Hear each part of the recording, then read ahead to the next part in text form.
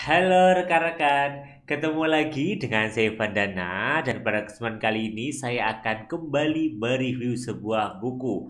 Buku yang akan saya review kali ini agak berbeda karena memang kita akan bahas buku biografi dari seseorang yang memotivasi banyak orang di seluruh dunia gitu ya. Dan bukunya ini merempet-merempet ke bisnis gitu. Jadi bagi rekan-rekan yang ingin dapat insight kaitnya dengan bisnis, wajib tuh pantengin buku ini. Ya, bukunya disebut sebagai sebuah biografi tentang bisnis dan kehidupan. Dan siapa kira-kira yang akan kita review buku kali ini adalah buku dari Jack Ma dan Alibaba. Wah, pasti rekan-rekan udah penasaran ya? Ya, Jack Ma yang mengubah dunia melalui Alibabanya. Dan untuk itu, gak usah berlama-lama lagi, yuk kita mulai review buku kali ini.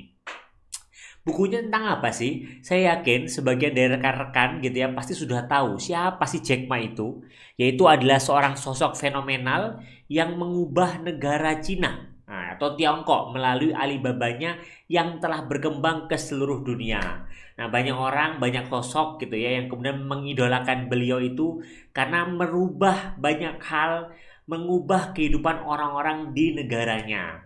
Nah, kiprah dan kesuksesan Jack Ma inilah yang memang sedemikian terkenal ini yang membuat akhirnya banyak orang yang pingin mengulas gitu ya, pingin mengulas tentang bukunya. Nah, buku ini menariknya adalah dia akan mengulas perjalanan Jack Ma bukan hanya ketika dia bangun bisnis, tapi sejak kecil. Jadi kita akan belajar dan melihat langsung gimana sih seorang Jack Ma kecil itu hidup dan bagaimana dia bisa mengembangkan kemampuannya, mengembangkan kapasitasnya sehingga akhirnya bisa membangun bisnis yang merubah kehidupan banyak orang di sekitarnya ini. Dan menariknya juga di buku ini juga akan dibahas interaksinya dengan keluarga. Banyak orang kan yang nggak tahu ketika kecil keluarga Jack Ma itu seperti apa sih dan bagaimana peran orang tua serta keluarga dalam perkembangan dari Jack Ma saat ini. Jadi di sini juga akan dibahas. Dan nggak cuma itu, di bagian ini juga akan dibahas bahwa kesuksesan Jack Ma saat ini itu tidak dia raih sendirian, tapi juga ada orang-orang di sampingnya. Sosok-sosok tim kerjanya yang membantu membangun Alibaba dari kecil hingga sebesar sampai saat ini. Gambaran isi bukunya apa sih? Secara umum nanti bukunya itu yang beberapa poin pentingnya itu ada 4 sebenarnya. Yang pertama adalah membahas tentang ayah dan anak. Wah, dari judulnya aja rekan-rekan sudah ngeliat ya bahwa nanti buku ini akan di bagian ini gitu ya akan membahas tentang interaksi antara ayah Jack Ma dan juga si Jack Ma kecil. Setelah itu juga ada pembahasan tentang melepas sau. Di bagian ketiga nanti membahas tentang meninggalkan pelabuhan dan yang keempat adalah penghormatan dan keberangkatan. Bagi rekan-rekan yang sudah dengerin tuh beberapa sub bagian kecil dari buku ini pasti penasaran kok kayaknya filosofis banget ya. Nah, memang buku ini nanti akan ada banyak insight-insight kebijaksanaan dan filosofi yang dimiliki oleh Jack Ma dan itu yang kemudian menjadi pembelajaran buat pembacanya.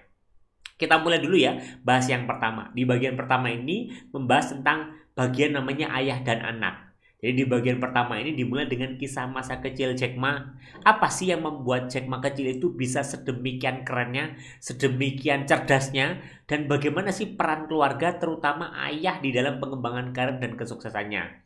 Salah satu cerita yang menarik di sini dan mungkin nggak banyak orang tahu adalah sebenarnya sejak kecil Jack Ma itu memiliki ketertarikan di bahasa Inggris. Jadi jauh ketika di Tiongkok ketika itu belum banyak orang yang bisa berbahasa Inggris, si Jack Ma kecil ini sudah memiliki minat terhadap bahasa Inggris.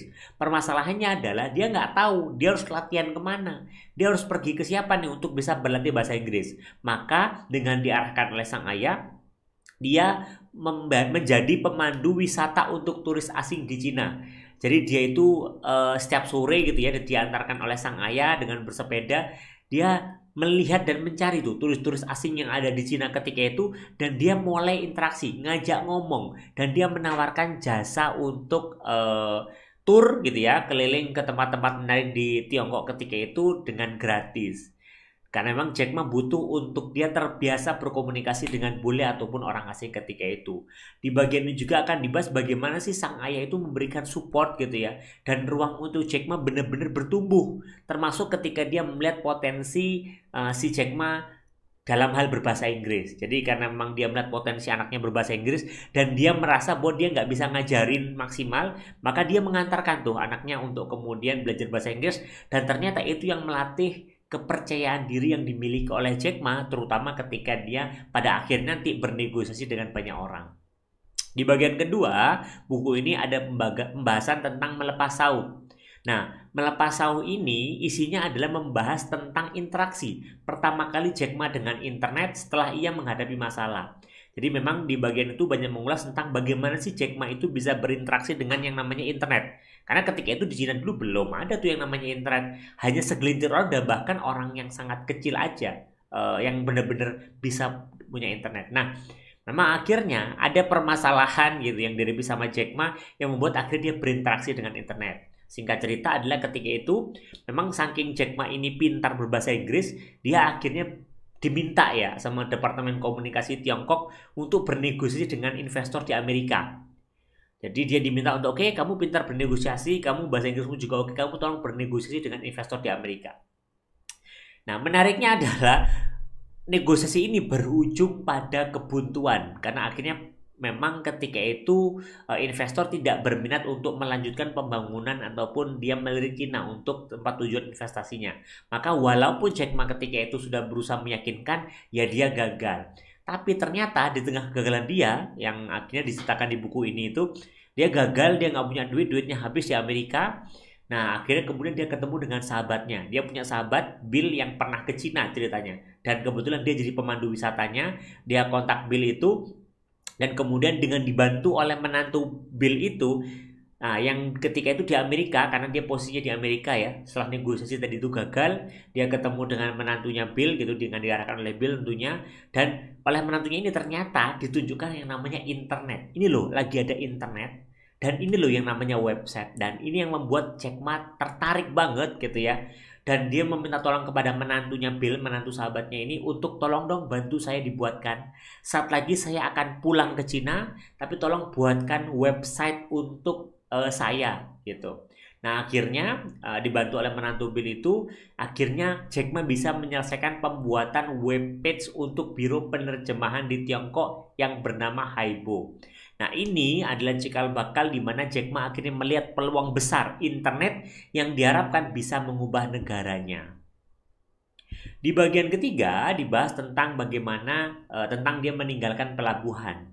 Nah, di bagian itu dia menceritakan perjalanan Jack Ma dan timnya dalam memulai petualangan baru setelah Jack Ma itu mengundurkan diri dari Cina. Nah, singkat cerita memang setelah dia pulang dari Amerika, dia pulang ke Cina, dia bikin namanya Yellow Pages gitu ya, tapi versi internet. Nah, Yellow Pages ini cukup sukses, dia punya tim, dia cukup sukses lah intinya ya, karena banyak job-job yang datang, dia sudah punya tim yang itu menjalankan perusahaannya. Tapi kemudian di tengah-tengah Jack Ma memutuskan untuk mengundurkan diri, kayaknya waktunya saya mengundurkan diri dan dia pergi ke Cina. Karena Yellow Pages ini dibikin di wilayah dia, di kota dia pingin ke Beijing. Untuk apa? Untuk memperluas dia punya perusahaan ataupun bisnis. Maka dia pergi ke Beijing yang kemudian disambut sama Kementerian Perdagangan. Memang dia sudah dekat dengan orang Kementerian Perdagangan di Cina dan dia diminta untuk membuatkan website-nya Kementerian Perdagangan Cina ini. Nah, ini tawaran yang meskipun Jack Ma itu merasa ragu-ragu gitu ya, dia tuh nggak pingin gitu, tapi karena dia membutuhkan untuk dia bisa di Cina, untuk dia mulai membangun bisnisnya lagi, maka akhirnya dia menerima.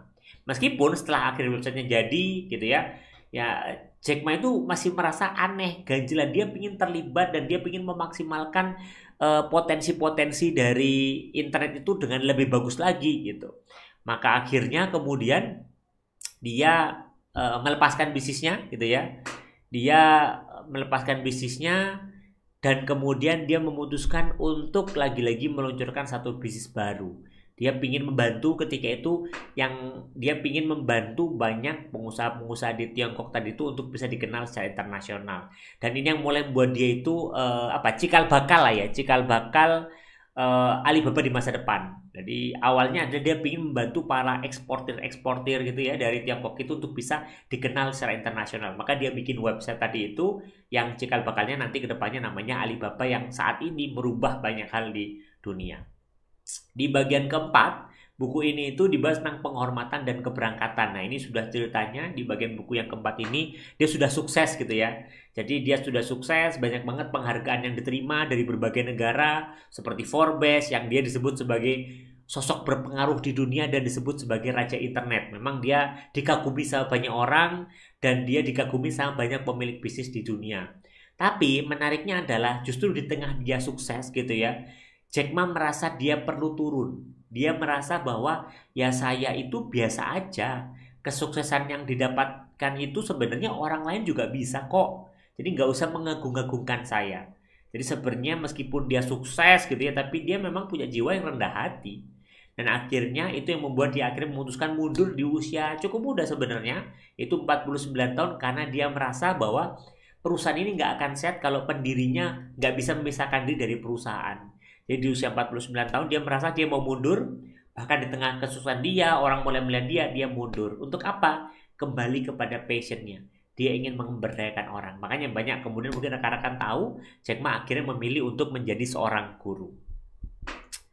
Nah, kesimpulannya adalah buku ini itu seakan-akan memberikan gambaran, memberikan visualisasi gitu ya kepada kita. Memang mengelola bisnis itu memang nggak pernah mudah.